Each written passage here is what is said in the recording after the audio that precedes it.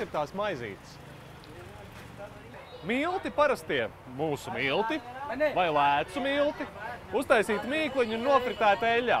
Ēd viņas ar ūdeni un garšvielām.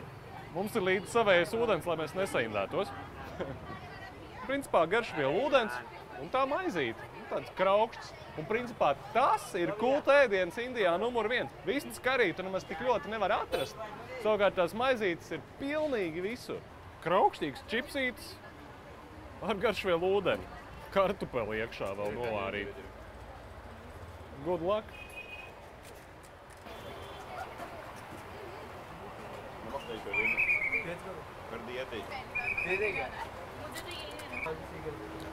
Yeah, shit's tev. You like it? Eat it. Nav mans mīļākais ēdiens, pavisam noteikti. Bet redzi, meitenes ēd, jo saldumiņš ir. Čipsītes ir.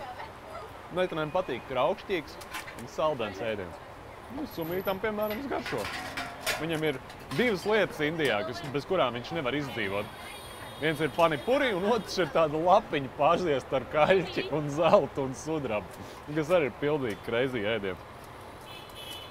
Gaums atšķirās, tāpēc jau ir tā starptautiskā virtuve, kur mēs visi zinām 3 stūrmaizītēm, čipsiem un tā tālāk. Un tad ir nacionālās virtuves, un viņam, es domāju, arī ir upmaize. Kaņepju sviests un balzāms varētu likties.